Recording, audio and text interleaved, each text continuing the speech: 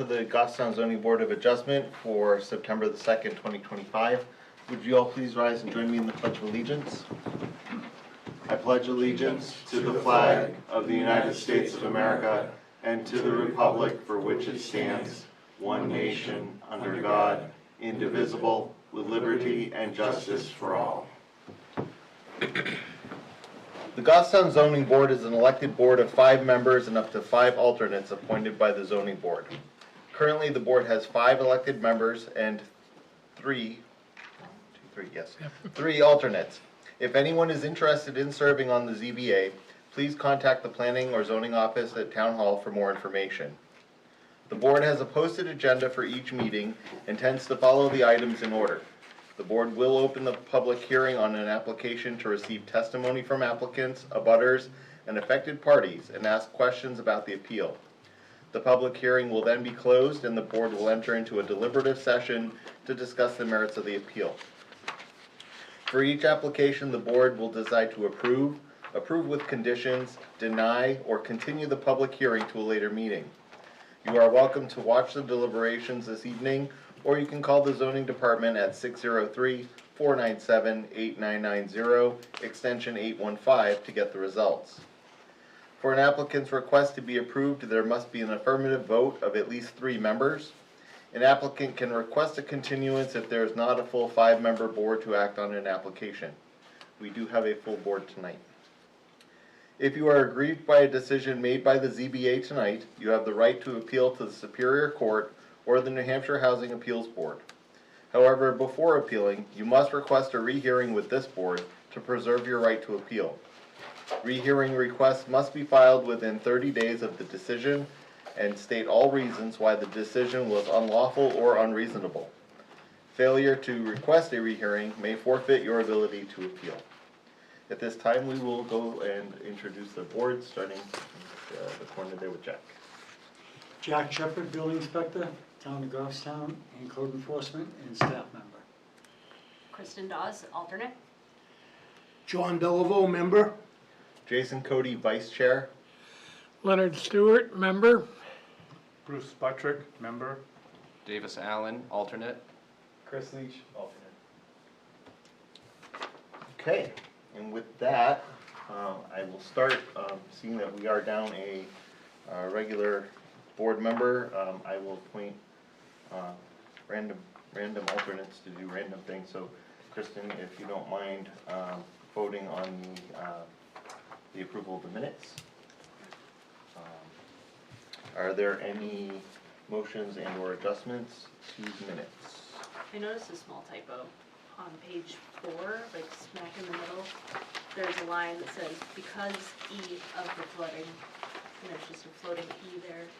In the middle, yeah, middle of page 4, the line starts with the word because, and then right after because, there's just an E. Okay. All right, so we will make note of that. There we go.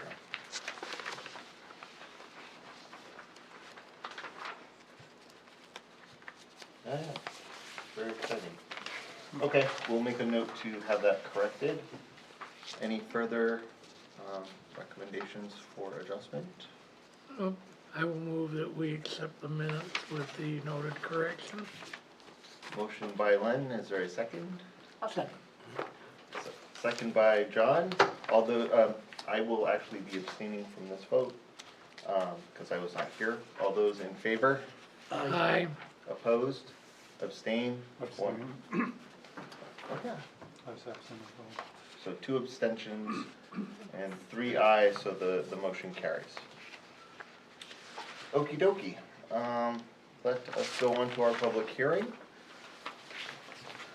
There's one item on the agenda tonight. Deborah and Eric Tollison, owners applicants, are seeking variances to rebuild a single-family home around an existing trolley car that is currently located on the property, along with an attached garage, on a lot that does not meet the required 200-foot frontage and 2-acre minimum requirement per section 4.3 of the Table of Dimensional Regulations of the Goffstown zoning ordinance. Additionally, the proposed location of the structures will be built 19.2 feet from the front property line, whereas 35 feet is required, 18.3 feet and 5 feet from the side property lines, whereas a 25-foot side setback is required per section 4.3 of the Goffstown zoning ordinance.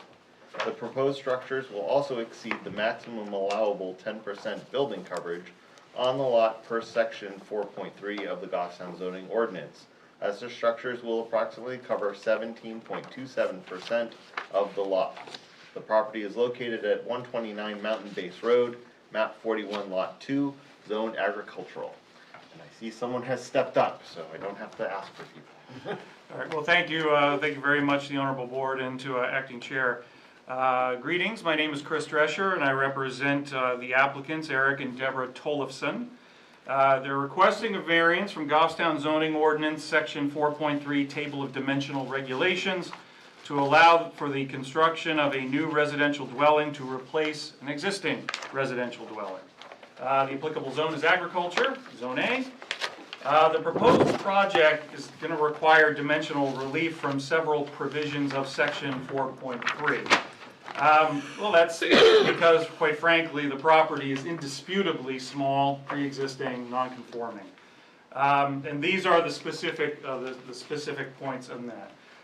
The lot size, the required minimum lot size for the zone is 2.0 acres. However, the lot at issue is only 0.286 acres. The lot frontage, the required frontage is 200 feet. However, the lot only has 76.09 feet. Maximum number of dwelling units per buildable acre. Given the size of this lot under your ordinance, the maximum allowed buildable dwelling units is 0.8. We're asking for but one dwelling unit, one whole dwelling unit, I should say. Front setback, the required setback is 35 feet. However, this proposed project would have 19.2 feet from the front setback. The side house setback, again, is another 25 feet setback. However, the proposed project would have to be 18.3 from that side setback. The side garage setback, and I'm using the term house and garage as if you're looking at the plan, there's two side setbacks and it helps distinguish them. The required side setback for the zone again is 25 feet. However, this would be only 5 feet from the side setback on that garage side. And finally, the maximum building coverage allowed is 10%. However, given the size of the lot, this would cover 17.27% of the lot. It's worth noting that currently it's already at 15.60% percentage for the covering. And this is probably a good time to mention of all these requests that are being made, they're either staying the same as they are now today from what exists on site. One of them will be improved slightly, so the nonconformity will be reduced, at least with respect to one of the side setbacks. I'll talk about that in a second. And the only increase is the building coverage, which is very minor. So some background and facts. The applicants are the owners of 129 Mountain Base Road. Again, as it's already been cited to, but sometimes referred to as Goffstown Tax Map 41 Lot 2. Just call it the property, make it easy. Again, the property is approximately 0.268 acres, sits in the agricultural zone, and is within the shoreland jurisdiction. The property is currently developed with a dwelling that consists of an old trolley car with some further developments that are attached to that trolley car. What the owners desire to do is raise the dwelling that's on site, but keep that trolley car and construct new improvements to and around that trolley car. This plan was already in front of your historical society and was well received by them, sort of based on the preservation of that trolley car. In fact, they cited, and I cite to this in my pleadings, but I'll say it for the record, in their minutes they made a motion that they would support this plan to restore the trolley and move it to the front of the house so it can be seen by the public, end quote. So this proposal is to build a small house with an attached one-car garage, whereby that trolley car would sort of be the entrance to the house. Additionally, there would be a second floor added to the to the main part of the dwelling. The proposed project would serve to decrease the current nonconformity with respect to the side setback, the house side setback.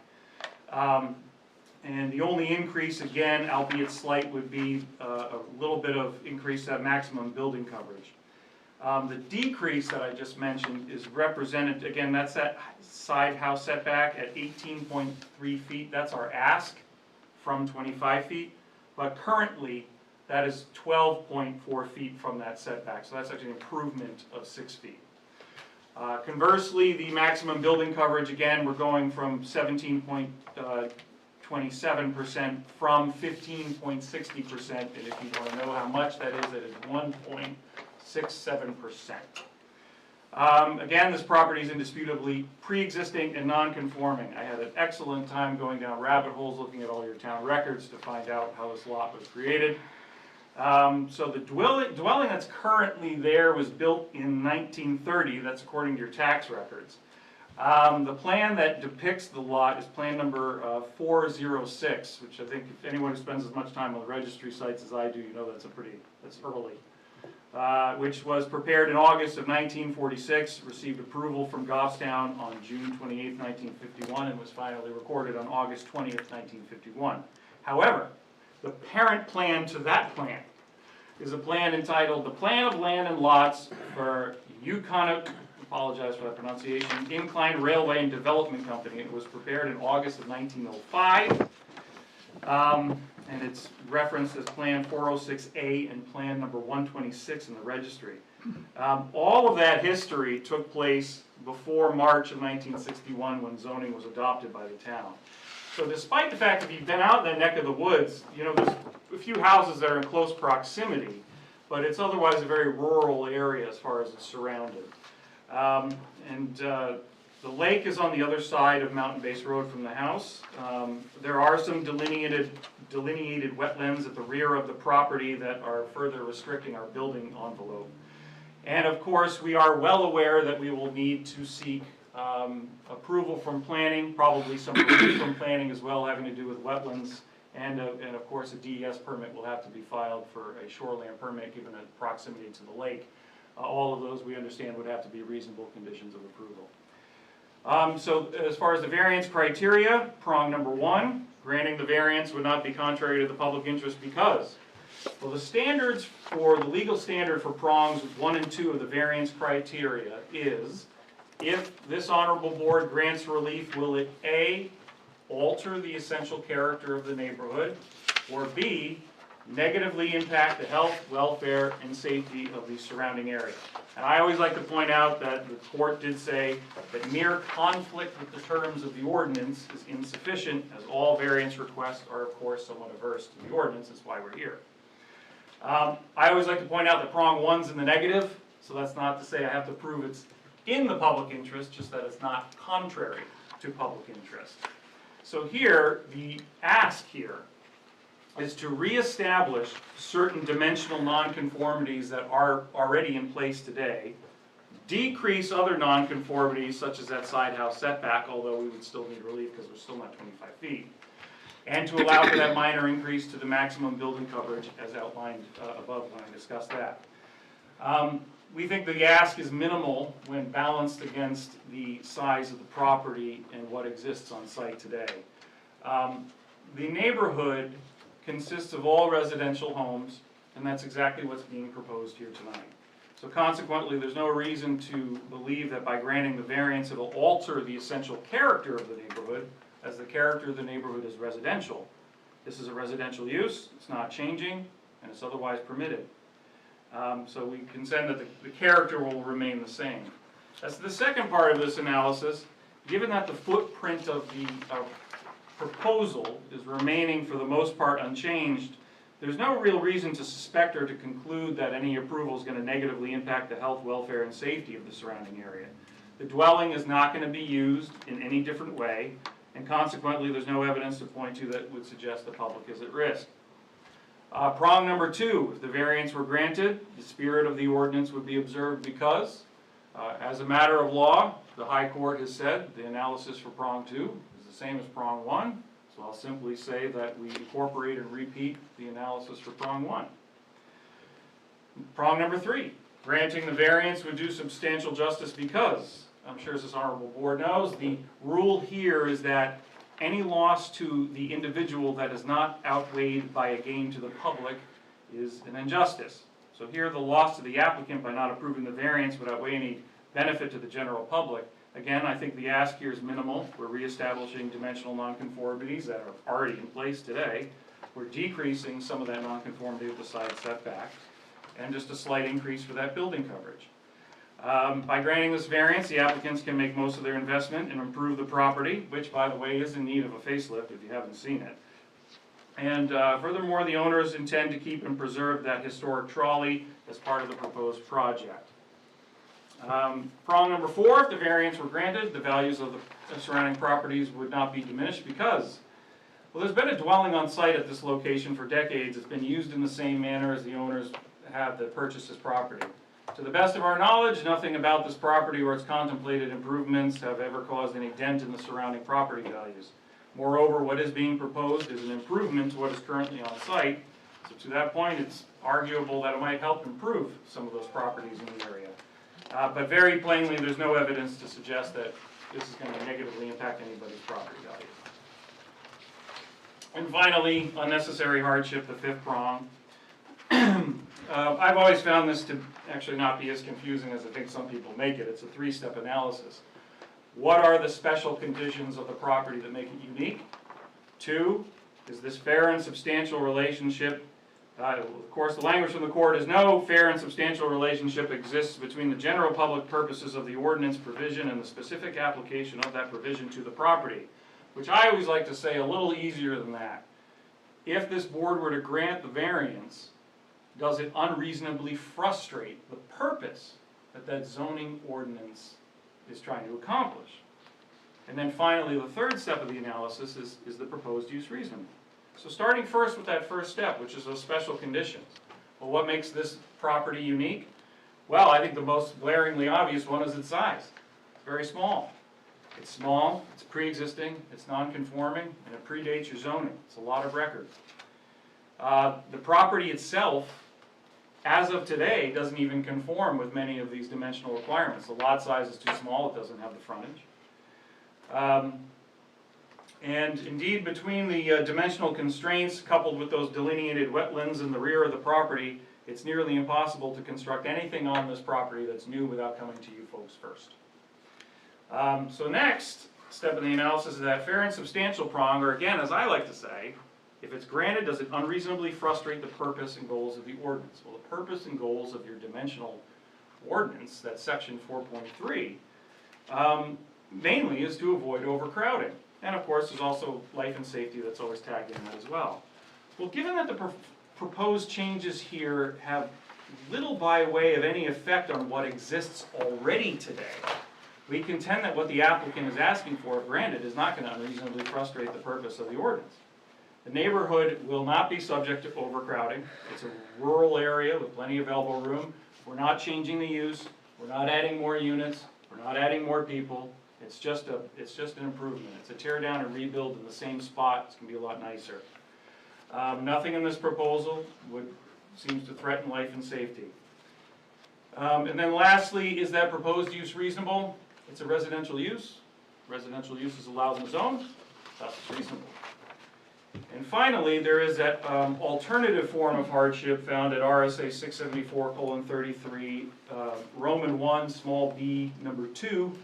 I just want to go on record as stating that, given the dimensional constraints of this lot, the size, already not conforming to your ordinance, etc., relief is granted in order to make a reasonable use of this property, because the house that's on site right now needs a facelift, to say the least.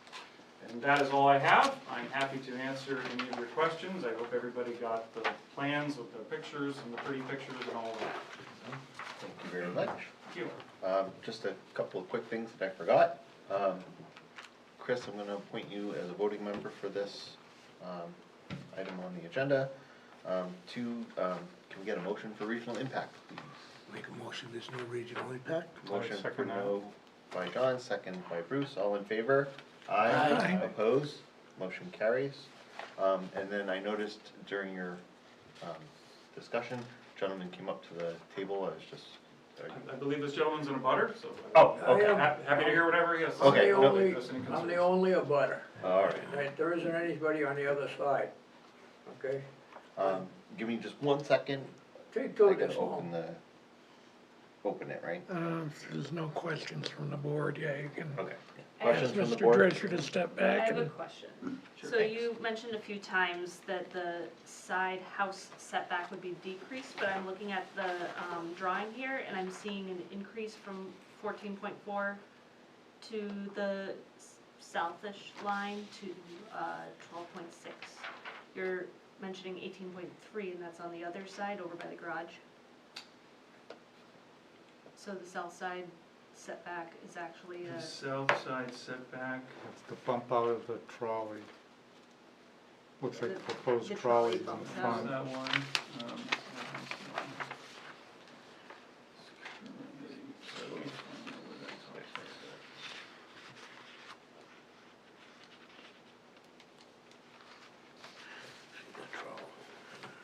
The trolley's already in the building right now. They're gonna pull it out, move it to the front, so you lose two of these, yeah. right, but he was saying it was Oh, yeah. a decrease of nonconformity. Well, currently, my understanding was, at least that was explained to me by the engineer, the 18 point, so right now, the house is supposed to be 14, or 12, sorry, 12.4, currently sits at 12.4. I think, okay, I apologize, that is on the northern side. Yeah. So, and that is where that number is, so yeah, I guess I may need to amend, say that we need the relief as well from the south side of that, as that was not in the initial pleading, so if I may, I'll make it an amendment and throw that in as well, because it's all part of that same section 4.3. So, yeah, we need to allow for it. It looks like they're going to 12.6 with the trolley there. Right. Right, okay, so yes, I'd go to add to my laundry list the need for 12.6 on the southern point of the trolley deck to the property line there, which should be 25. Right. Just make reference to the plan, this August 7th plan, 2025, with Rev 1, because that's got the details Yeah, of and I those make it, dimensions. as you said, make it August 7th plan. Yep. In the red line there. With Rev 1. Yep. Rev 1, yes, Yep. sorry, okay, yes.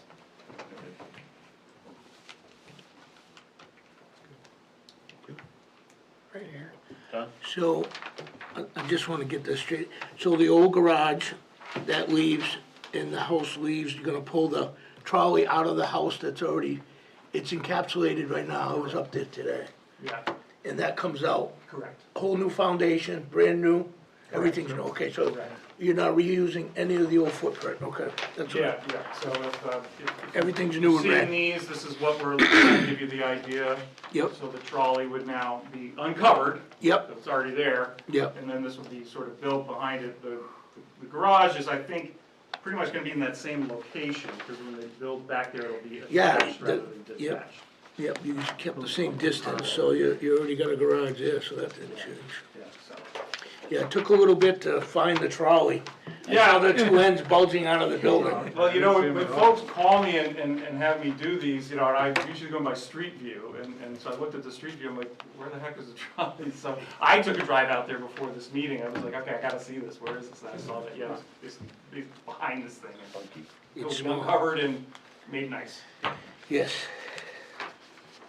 Which comes to my other question. I noted in the application materials that the applicants are not 100% guaranteeing that the trolley will be used in the fashion that they're proposing if it becomes prohibitively expensive, if there's deterioration, it can't be remediated.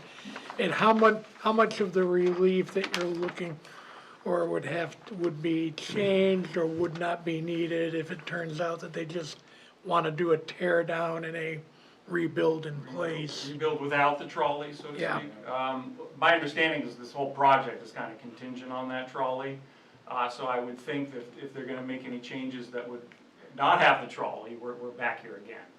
Probably for something altogether different than what's being proposed. Okay, Because, because, I mean, they've already been to the Historic Society that's blessed it. My understanding is planning has already had some early indications that, they wanna see that trolley there. I for one, and I'm familiar with that area because I used to take my kids swimming and kayaking in Mountain Base Pond all the time when they were young. I'm familiar with the area. I think it would be an enhancement to the area, something of the historic nature of the incline railway, and for those who don't know the whole history of that part Yeah, of I town. think it's safe to say we're all pro-trolley, the applicants are pro-trolley, we wanna see the trolley there. And again, if no trolley, we gotta come back, because that's a different project, and a lot of this is sort of contingent on that. Fair enough.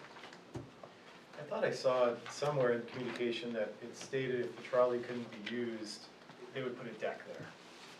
Did anybody else read that language somewhere? That's Am I pretty making much, this up? pretty much what I was referring to. That would be a I think. logical progression if the trolley's not there, you know, but again, we're still back here, because we're asking for something there.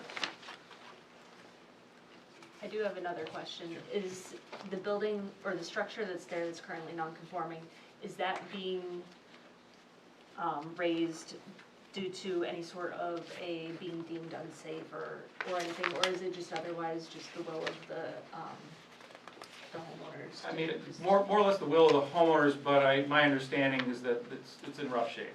Right, but it has But I don't think it's no anything history hazardous or or anything. dangerous per se, at least not to my knowledge, I wasn't informed of that. I don't think we'll be yanking asbestos out of it. That I know of. Right, just if there was the structural fire, there would be different rules on the size of rebuilding and everything like that, or Yeah, any other catastrophic event. right. So, a comment, follow-up to Chris's, it's in the minutes from the historic district. Oh, thank you. That they're committed to rebuilding, this is the owners, they are limited to their budget. If the trolley's not salvageable or too expensive, they will simply put a front porch on. So of course the dimension would probably be different. It would be different, I think we're probably back here again. But I know it's their, they wanna keep it. They want it. Anyone else? All right, sir, I'll ask you to step back. And, sir, you're already here, so if you would just announce your name and address. My name's Robert Wilson. I live next door, I'm in a butter. 127 Mountain Base, Thank you. and there's one problem that is bound to happen. We have a wet spring behind us, right? And they put their septic system, raised septic in the back.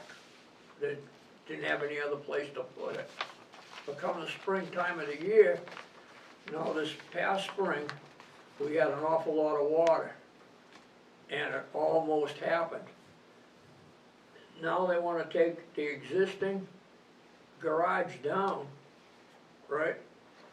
And it's got a cement slab underneath it. And I'm gonna end up with water out of there, because it's gonna bring the grade down. But if there was a trench or something dug around, there is a pond in the spring on the other side that's wetlands, and it goes into the lake, right? And if that was dug down, or the back of that over to my property was raised higher, the water would go that way. But if they remove that garage and that slab, I'm gonna get it. And they're gonna get it also. Because it's gonna build up in the backyard. That's a problem that should be addressed, I think. But as far as everything else goes, they're good people, they're good friends. I got nothing against, we don't have a two-story house, we live in a trolley too, next to them. But there isn't a two-story house around us, which is gonna be kinda different, but, I guess it's progress or whatever you wanna call it, but I hate to see it done, but it's coming, I guess. But, that's what they want, I guess that's what we're gonna have to live with. But other than that problem in the back with the water, I don't see, I went over there and with a ruler and stuff, I've all been through that, it's all right, I'd like to see more footage between for a buffer, but there's no way they can provide it. They don't have that kind of room there, so that's, but I'd like to see it a lot lower, but I guess there ain't much we can do about it. I don't have the facts and figures, I'm kind of a country bumpkin, and I don't come in with all the facts and figures, I just come in with basically reality, and the way I feel about it. Short and sweet, I haven't got anything more to say, I like Eric and Deb too, and I don't wanna upset them either. Thank you. Well, thank you. Anyone have any other questions for I have Mr. a question for the building inspector. Oh, well, please. So they've got to demolish the existing garage, and they indicate the slab elevation at, whatever this is, 835 or something, 857, plus or Right. minus. Could we have it as a condition of this approval that that slab is 2 feet lower? So then the drainage is gonna be lower, it's gonna pocket in its own pool, so to speak, instead of being, I mean, they could just raise it, keep it at the elevation that it is. But they still have, under the building permit and building codes, you have to run the perimeter drain or an inside drain and find daylight outside, Right. whether it be by some pump or anything else that goes out to the stream or wherever it might go. So it's a problem, only because you've got that wetland pocket right behind the whole Yeah. property. Yeah, And the garage addition on the new house proposed, it's not gonna have any basement, so it's just gonna be on slab as right, it's gonna be well. on a slab. So what I'm thinking is that that little bit of, it's encroaching into about 1/8 of the existing slab as proposed, is typically have a little bit of grading on the side, to shed off from the building proper, is to shed that down, not to maintain it high, so that any drainage stays on this property and not get shed over to his. Yes, you can. Just a little bit of relief of the terrain, I guess is what I would be asking, Right. so that So there's it the wouldn't be impact. impervious to, Correct. okay, I mean, it probably is gonna extend and later on become part of the flagged wetland, because now we're creating a man Right. wetland possibly, but I think that would be addressing his concern, and I know they're tight on both their lots. Right. I agree with you, they can always raise the slab a little, Right, with no problem. yeah, And because they do have the grade, and it's just a matter of grading when they're in there excavating and doing the so foundation. ultimately it could be just a big slight swale in the back of the new garage up to the wetland buffer, boundary, I guess, whatever, I don't know if that's a buffer or boundary, but there's certain things you gotta be careful on that, but Yes, at least it's lower than any drainage stays on this property and doesn't go over to his. I agree. If that's possible, I would make that as a bit of a condition if we were to approve this, to address the concerns of, I guess it was the spring. But when you flood. come to the wetlands, you come under the shoreland. Right. And they're the ones that have to make the last call on that one, True. along with the conservation. It's true. If I may, anything to do with septics, drainage, or anything Yeah. like that will obviously be addressed in DES. planning, Yeah. DES. Right. Yeah. We'll be going through all Yeah. those hoops, of course. I guess I Especially the just make- septic. Yeah, and the last thing we wanna do is cause any problems Correct. for the abutter with something like that. So if there's some sort of an effort that could be made to minimize his concern, be it a swale or whatever, in compliance with all the other agencies, I'd be happy with that. Yeah. And I think it would satisfy his I concern. mean, you can request it, but if I'm not mistaken, it's all up to the DES and HDS if they allow it. And That's true. we're still gonna be conditioned anyway on Yeah, approval and wetland setbacks from planning board, and I think we have waivers we gotta ask for from planning as well, Yeah. because of all the wetlands in the area, so. And actually, in hindsight, he's got a garage with a roof now, it's covering that slab, so that's all getting shed off directly into a little area.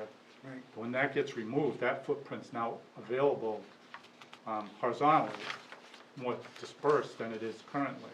However, he still has a new garage that's gonna be shedding similar amounts. But I think they can work on that drainage aspect, I would hope, through the building permit. It's a matter of a few extra pipes. It's certainly noted, the Right. concerns are Yep. certainly noted, absolutely. If somebody looked at it, you'll see how simple it is. It's not gonna be costly, Right. and it's gonna put the water where it belongs, in the lake. You know, and if it, few trees, stump it, and you've got it, you know? But the water almost came through in the spring. But there's a wet spring in the back that comes across incline into their property also. So, it is a problem. Or is, when they take the garage off and then take the slab, it's gonna be a problem, for sure. And that's basically the only thing Yep. I'd like to see done. Certainly. And it shouldn't be that costly, Right. you know? No, they're gonna have to. Then do it everybody's regularly. happy, that's great too. You know? Certainly can nice. When everyone works together. And I think I hear a willingness from the abutters council here to, you know, to work with you and work toward a solution that will, you know, assuage these issues. Yeah, absolutely, and I'll say that what this project does is affords an opportunity to correct this problem that apparently already exists and could be worse, so it's an opportunity to address it. Mitigate it. Front end. And I'll leave it at that. Anything else you'd like to add before I close the public hearing? Just a comment about the 2 stories, I'll just say there's nothing really behind the house, except some woods and some wetlands, so I don't think we'll be blocking anybody's viewscapes with a second story, and otherwise, it's an allowable height, I'll just say that. Okay, thank you. All right, at this time, is there anyone else that wants to speak to this? Okay. At this time, I'll close the public hearing and ask the board its pleasure. So I've got a couple comments. Our staff review indicates that they're asking for a relief for the lot size and frontage. And I don't think they have to do that, and a narrative explains why. It's a lot of record prior to our zoning ordinance. I think it was created in 1903 or 1908. Grandfathered in, yeah. Exactly, it's a lot of record. Yeah, So I don't think we need to ask for any relief from the board yeah. for those 2 items. We do have to ask for relief for front, side setbacks, and actually it's both sides. Yes, Both sides. and as well as that exceeding the 10% building coverage. And those all fall in table 4.3. So with that, I would make a motion to approve. And basically, I would go down my 5 criteria that I think it does, that's not contrary to the public interest. And as the narrative explained, a lot of it's because of the existing situation. The spirit of the ordinance would be observed. Granting the variance would do substantial justice for the applicant. Values of surrounding properties would not be diminished, they'd actually be, it's going to be building a brand new structure. I mean, and that hardship one is always, it's always the hard one for the board, but I think that the crux of this is the existing conditions of being a small lot. They have done a lot of, there is a couple less, the front setback with proposed trolley and the associate front steps, it's less non-conforming than the existing is based on this drawing. So that was like, okay, that's good. If you can get less non-conformance, I'm good, so good there. The side setbacks on the northeast side, which has the garage side, that proposed is less non-conforming than the existing house garage. However, there is that trade-off that we lose 2 feet approximately on the southeast side on the bump out from the new trolley, or the trolley that's placed in front. So there's a 2-foot encroachment onto that bump out. The 10% lot coverage, it's increasing it, again, from a nonconformity of 15% to 17%. It's not a large percentage increase in my opinion. So I would be in favor of this particular, the variances being asked for. There's one note I have though. I noted the town of Goffstown Conservation is in a butter. It was in the list of abutters. Would we have gotten any comment from them? Just usually? It was in the list of abutters. There isn't any correspondence for it. It just says inclined Ave, it says town of conservation, town of Goffstown Conservation. Just from what I know of that area, I believe there is a fair amount of conservation land, part of the old trolley right-of-way, the incline, old rail Yep, pitch right, going right, up to the right. summit there, and I don't know what the ownership pattern is there, but it's very plausible that, you know, there would be town ownership mixed in there. I just generally comment that sometimes we get a lot of other applications that have Conservation Commission review. Well, I mean, they, I mean, we got it from the Historic District. yeah. But, I mean, Jack, do you have oh, any? well, actually, they're probably gonna be getting in front of the planning board because of that. Yeah. Yes, Yeah. That just answered my question. That's what I say, like, Yeah. we haven't That's a good done question. anything, but on the flip Yeah. side, they've got They to will. go through with They it. gotta will go to later the on. planning board, A little later yeah, on. lot 11. Yep. I have some questions, because I was reading through, about the non-conforming, we have the non-conforming structure right now as it exists on a non-conforming property. But from what I've been reading in the ordinance, once you delete the non-conforming structure, all grandfathered and structural-related things are canceled, and it counts as a new construction on the land, which is indisputably non-conforming. But we're supposed to be comparing it to the full extent of the ordinances, which is the 25 setback, which is definitely a hardship. I don't disagree with that. But I was just wondering if the extent to the variance being requested is a bit much. Do we have any other small lots of new construction asking for so much of relief from setbacks as a new construction?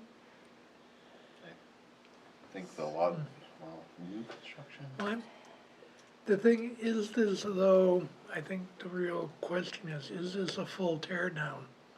They're taking a piece it's staying. out of the center of the existing structure, moving it and building a new structure around it. Possibly. Oh, it really, I wouldn't say that constitutes, say, a full tear down like you'd have, say, after a structure fire or something like. And so, you know, I'd be inclined to look at it more like a replacement in kind of what's there. Yeah. I think to your point, if they were to raise a building on this small existing non-conforming lot, they obviously have to come in and get relief to rebuild anything of any size. Yes. So they're going to be here for a variance, at least on setbacks, most likely. And, And I look at it, they have it with the existing structure. They have a lot of setback encroachments. In some instances, they reduced it. But, and again, on the bad side, they try to minimize that. I say the bad side, the tight side on the neighbor's side is close. But again, they're trying to match at minimum what was there, not to increase that non-conforming, which is a good thing to do. They're trying to minimize. and, you know, kind of building a little bit more on what Len was saying, you know, if, and John too, with bringing the trolley piece out and kind of incorporating that into the new structure, I would think that is an interesting way around the replacement side of things. That being said, we've already gone over the fact that if the trolley isn't part of this, they're gonna have to come back. So.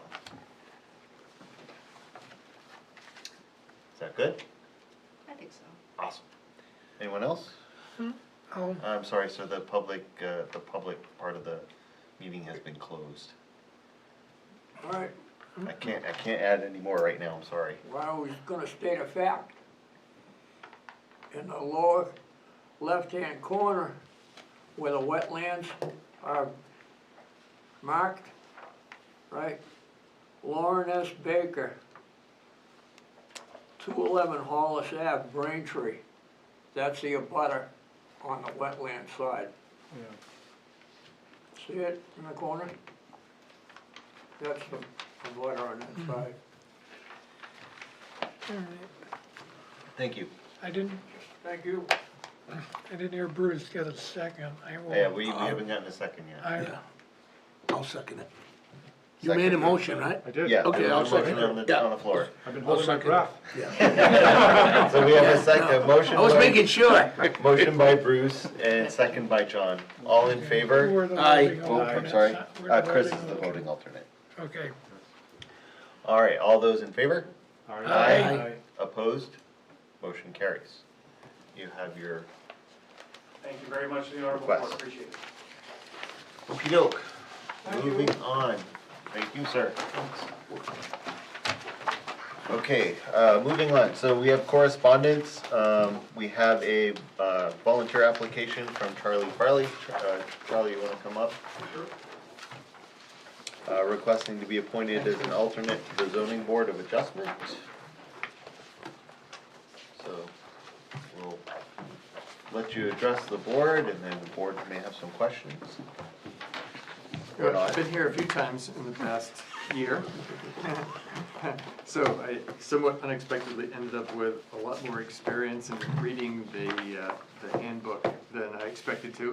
And it's sort of interesting, I've been in mortgage banking for the last 35 years, and that's codified. I don't know if you know, if you want to get a mortgage, you need to meet 4 requirements. It's cash, collateral capacity, and collateral, and you meet 3 of the 4 and you don't get a mortgage, except in 2006 and 7, you could get a mortgage back then, and we all know what happened. So, and it's interesting, the variance, is it simplex decision, sort of codified the variance process to the 5 criteria. And so it sort of fits with the way I reason through things, and so I thought it would be interesting to get a little bit more involved and maybe start to use a little bit of what I've learned. Although I do have a lot of questions about things like administrative relief and that part of the handbook that I'm not sure this board handles or how much of it, but. Infrequently. As Hasn't happened much infrequently while I as was here. possible. Ideally. Yeah. So the simple answer to that, if it's an administrative appeal, which is one of the functions that this board does, not necessarily a variance, would be if if he was to deny a building permit because he says, well, you need such and such footage or setback, or the use is not permitted, and they said, oh, I don't like that answer, I think you're wrong, they file an administrative appeal to us based on the zoning ordinance, not building code, Sure. that he misinterpreted something, and we have to be the jury judge for that. And the BCRB board. Right. I actually think I Is there remember one? the last Yes. The administrative. BCRB board in Concord. Well, we Oh, got that on the penalty on packet, that. for some Okay. reason. Well, and we're also, as far as administrative appeals go, I believe we're all the body you disagree with a planning board decision and you wish to appeal a planning board decision. This is the body of record that you have to go to us first. And then if you want to take the fight further, that's when you take it to court. That would be if you felt the planning board misinterpreted a zoning ordinance section. We don't go planning board regulations. If there's something about the table and they said, yep, that's okay, and it's like, no, we don't think it is, appeal that decision that was came from the planning board, and you Right. come back here, or the applicant comes back to appeal as an administrative decision with another board. which would be I the planning suspect board. that's quite a bit more delicate than That's handling narrow. a typical variance. Right, yeah. Mm-hmm. I And think, Jason's up to it though, I can tell. yeah. Oh, yeah, just jump right in. As he jumped in tonight when we found out Denise was sick. Yeah. I'm gonna I'll play the bad cop with Denise tonight. The question is that we ask everybody who wants to be an Arnett, that it's kind of like serving on a jury. Can you just go strictly by the facts, even if maybe, well, you think this person's a nice guy, I disagree with the way this is being handled, and just adjudicate strictly on the facts in front of you? That's probably the most important thing. Sometimes you make decisions you may not want to agree with, but it's the correct decision. Yeah, I actually think I'm pretty good at that. But I've been doing it for 35 years, really. Probably made some people happy along the way and some people unhappy along the way. Yeah, it's a little bit different, mortgage lending, nobody gets a tattoo at birth that says that they can never get a mortgage, right? So the answer is always, yes, you're gonna qualify for a mortgage. These are the things you need to do over the next 3 or 4 years in order to get there. This is a little bit different. It has to be much more black and white, yes and no, and not coaching. You can't coach anybody in this process. So that's probably the difference, but yeah, ultimately, it's just about what facts are and what you can document. Yeah, it's one of the things we say a lot, is that the board can't make recommendations to the applicant for what they can do. At least we shouldn't, but. Any other questions? I was gonna say, in terms of asking questions, like, everybody here encourages that, I think a good majority of us, 1, 2, 3, 4, actually the majority of us that are at the table right now as part of the board have actually gone through as an alternate and made it into the board, so. So, every ZBA can decide for themselves what the etiquette or conduct is for the alternates. So the alternates can ask questions, but unless you're a voting member, you're not supposed to participate in the deliberation.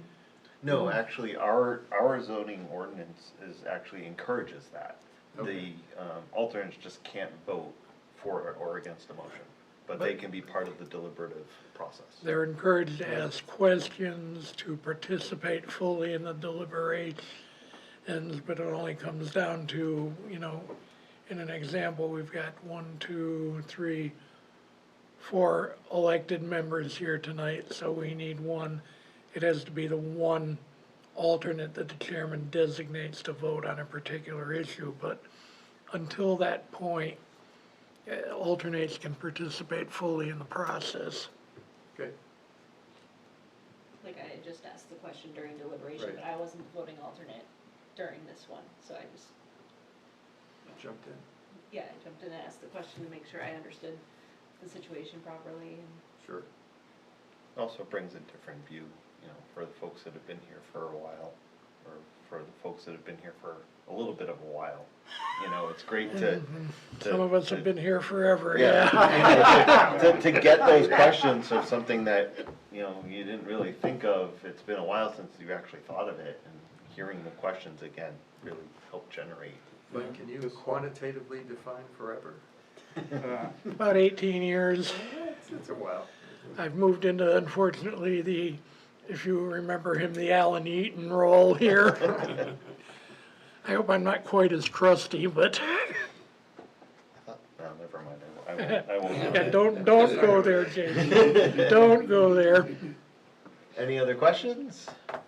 Do we want to? I think we should ask Mr. Farley, we typically ask the candidate to, we'll be in touch. Sure. We deliberate and then make a decision, Right. and you can probably call tomorrow morning for it. Okay. All right. Thank you much, everybody. Thank you. Nice to meet Thank you. See you later. Okay, let's stop. Yeah. Anyone?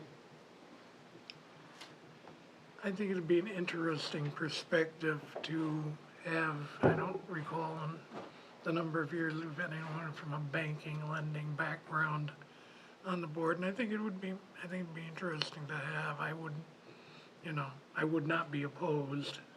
I mean, either. Yeah. As Denise says, we always want alternates to be Mhm. here, so. That one's for you, Denise. I'm sure she's watching. All right, So, all right, I'll make the motion that we accept Mr. Farley as an alternate. all right, motion by Len. Who's voting? Oh, sorry. I'll second. Hang on, I gotta appoint, I always get your name reversed, I apologize. Davis. Davis, I'm going to appoint you as a voting alternate. And now, motion from Len, second Second. from Bruce, all in Second. favor? Aye. Opposed? Motion carries. So we will need to ask him to go and be sworn in and all of that stuff, as per the norm. All right, moving on, July, August issue of Town and City Magazine. I have it here, if anybody would like to peruse it. Is that available online? I have no idea. I think I it would- may be Bruce, but I'm not sure. Let's see. They have a website. Yeah, I think you can Well, find the it on the NA, website. yeah, the Municipal Association website. Yeah. Yep. I would say, look at the municipal Yeah, website. go on the website. It's good stuff. In everyone's packet, there are, Why do we bring up the magazine? cause it's on my agenda. So, But it's a municipal magazine that's put out by the Municipal Association, Okay. which represents a lot of the towns in the state. And it NHMA. covers from selectmen to planning boards, zoning boards, conservation commissions, maybe even school boards, whatever. It's a good information of the pulse of what's going on. And a lot of times during political legislation, they'll have a lot of the alerts of, well, there's something that's coming through that's gonna affect you, planning boards. There's something that's coming through that may affect you, zoning boards, whatever. Okay. Court update. It's just good, kind of, keeps you plugged into what's going on statewide that affects us. Cool. That's what I find from it, Building also. as well, yep, right. Great. It's a good resource. Okay. And actually, I think, is that where the handbook, the zoning handbook is from? Yeah, I now think as well? it's from there too. Now, if you've gotten into that yet, with the zoning OEP or something, handbook. Oh, there's a good handbook that's just for zoning members, zoning board members. handbook. I don't know if we can send What's it the a link. website on that? NHMA. Probably MHMA, probably. probably Just He on said .gov or .org, I'm not sure which. www.nhmunicipal.org. Municipal.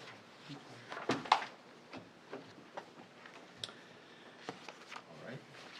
Worksheets. Good question. Yep. Worksheet, so, it looks like this has been included in all of our packets now, so, I'm not exactly sure how they wanted us to act on this, but I assume that this is, The last meeting Denise had just said that she wants to make sure we go through this improper, like we just did tonight. Yeah. With Yeah. every, I don't know if that's why it's on the agenda tonight, but maybe I could be it for her to reiterate that point. yeah, Denise has always had a great, document on the 5 criteria, for both, the variance and also the, ones for special exception. It's here as well. I think regardless if you use these or there's several other versions of these, and just as sort of a way to organize your thinking around the various criteria, it helps to put it in writing. I keep my notes on my laptop. so. I think to be really rigid and crossing the Ts, dotting the Is, probably each of us that vote should probably fill out that particular form indicating that these are the criteria, and in my case, I felt that all of them were met. And sometimes on the back, they'll do the findings of fact, the findings that's of there too. facts. And basically, just summarize everything that was discussed from the hearing. For me, it was the matter of, okay, it's existing non-conforming, one side is a little less, whatever, just go through all the stuff there to say, okay, from the findings of fact, now I can say, okay, it is met. This can get a variance because, It's just good for the record versus just a vote. And it was, wow, was he all 5 criteria or not? Because technically, all of these have to pass to get the variance. If somebody happened to say, well, I don't think that it met the spirit of the ordinance, okay, well, then that's a no vote, then that should be, it's no longer a 5-0 yay, it's really a 4-1 with the 1 nay, because there's one of these that he didn't, or she didn't, felt was met. So that's, to me, it's just, it solidifies the record if we have to go to court or whatever. Yeah. And this packet is from start to finish too, so your appeal notes in here, the application notes are in here. The worksheet, like Bruce was talking about, is there, I love the so, worksheet. and then the notice too, which if, you know, you've never actually gone through the process and haven't seen what the notice looks like, whether it's a, grant or deny, it's kind of interesting to see that as well. Any other questions on the worksheets? Awesome, moving on. In the packets also were the changes to the planning and zoning, laws for 2025. There's a lot. Yeah, there's quite a few here. I mean, I'll talk about one that's my particular interest because I've seen this as the first one on there, 631, is going to allow multifamily residential in any industrial or commercial zone in town. This has been a problem for Goffstown for a long time as far as residential.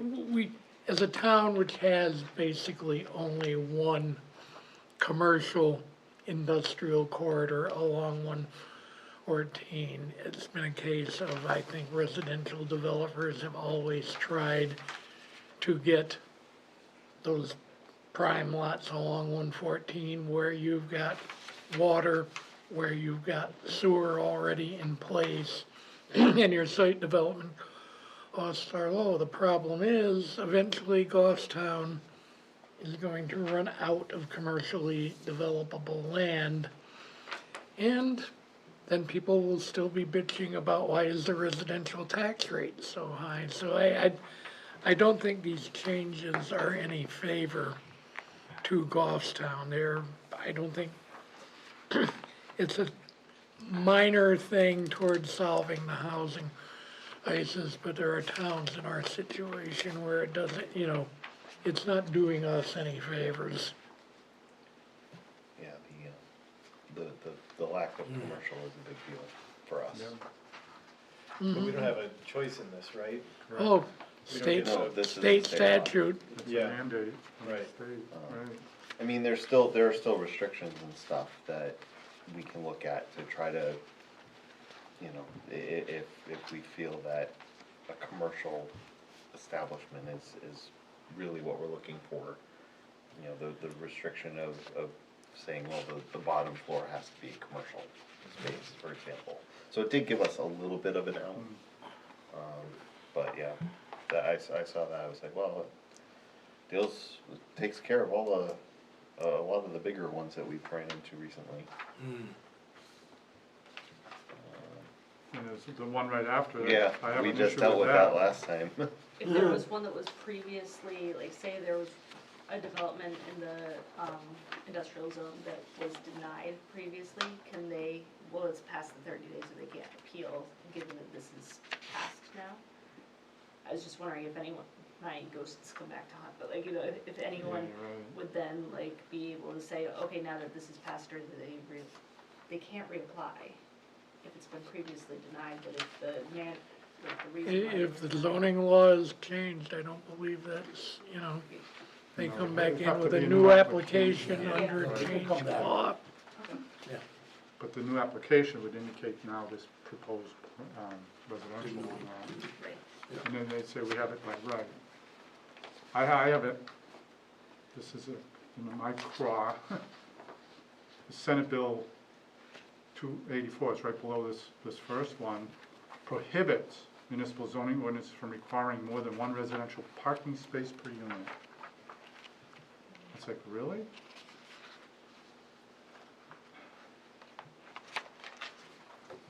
Yeah, I was, I just. I was in the gallery when they debated that in the House, and there's a lot of consensus that, requiring more parking means limiting the amount of residential space of, square footage and everything, and the more and more parking spaces add up over time to eventually you have whole spaces that people don't get to live in.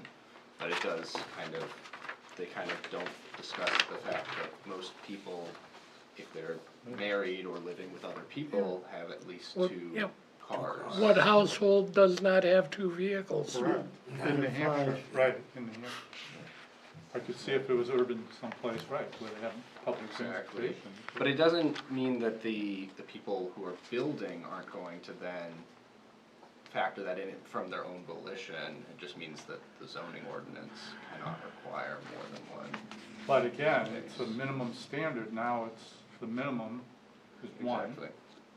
So they come in and say, well, this is gonna cut down the cost, because then they don't put the second unit garage in, or even the space on the land that should be dedicated to that. My thing is, it really hurts me to bad planning, because everybody's now gonna be out in the street. Right. Yep. So now during snowstorms, I just, Yep. really, I just don't know why, but, I mean, Some of the streets in Goffstown aren't the widest. correct, to have on-street parking, I mean, the intent really is to get a lot of good off-street. And I realize parking takes up space, but do you want them out in the street? No, so you have to eat up some of the space on Public that. safety issue. Right, I mean, there's a reason my wife and I chose Goffstown over Manchester, you a know? little bit more space, right? Exactly, you know, just cross over the river and you're in West Manchester where everybody's on the street with their cars, you know? No, I know. So hopefully, I guess, planning board, they write the zoning ordinance. Will probably incorporate these changes Yeah. for us, but some of them are effective now. Well, I think too, this is one of those things that, in the discussion for, having the zoning board talk to the planning board about things that we run into, we talked about doing that as part of our meetings. This is, one of those things that's a great example to bring up and say, well, okay, hopefully planning, takes into account, like, where are these people going to park? We need to start making rules for that. So, anyway, I noticed that, and it's funny, because as we went through these, I'm like, oh yeah, we just ran into this one, we just ran into this one. The next one after that is, how calculating the space.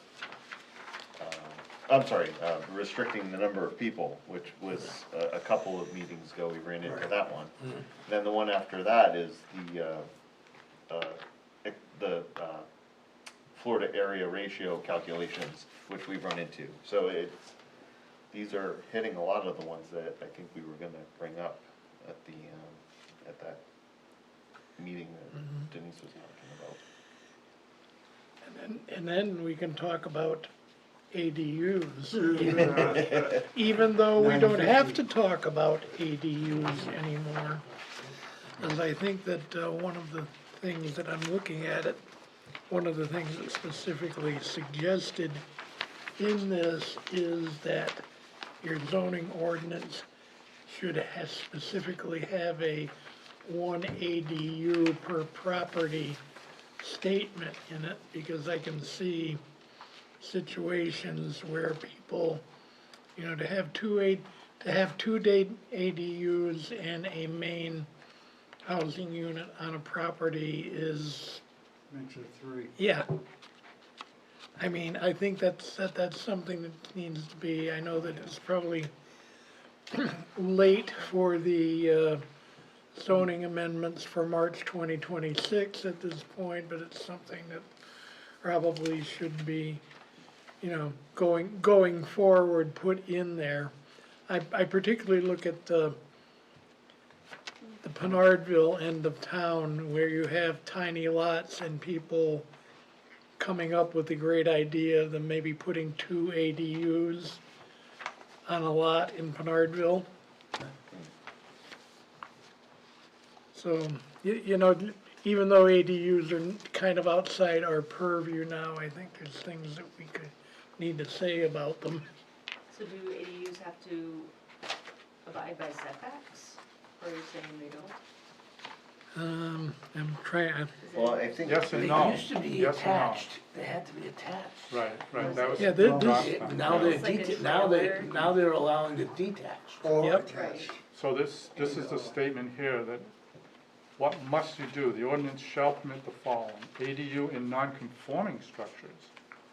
So if the structure's non-conforming to setback, you can put one in that structure. within I don't the think you can house? add on and add non-conformity, because they're gonna need a variance. So you could try it, but you'd have to get a variance. That's something that's gonna make a headache for Jack going through to say, okay, wow, they're putting it in the existing basement, that's okay. Oh, does non-conforming mean like building code? Like- Well, non-conforming like structure you would would be normally do. location too, on the Location lot. too. Well, And square footage. Yeah. And they raised it to 950 to state when I first thought it was smaller than that. that. Yeah. So it's just a lot of change for us. I mean, it's unfortunate because we had a case, I don't know, a couple months back that was, they wanted to do a detached ADU. We Chris denied Foley. it. Correct, right. Yeah. We denied it, but now he can do it by right. So I was the only one that didn't allow it. We had them attached. Right, so even if they, say, put like a tiny house, like trailer type thing on their property, but it was in a non-conforming location, making a non-conforming structure, then Trailers are different. they Yeah. would probably still come here, but you can't say anything about it? You'd have to allow it, but they'd have to satisfy setbacks Okay. or get the variance if it's Right. not conforming. And there's But a I don't difference think they could be in a between trailers and manufactured tiny house. Right, Because if it comes off the wheels now, it's Right. not Exactly, movable, it has to be on so. a foundation, right. yeah, that's a whole different path of, okay, if it's gonna be on a, not trailer, but a manufactured housing, Yep. the real word. That's kinda, okay, wait a minute, this is a different animal, cause it's not, whatever, just, What's coming down the pike also Not sure if they do allow it. is the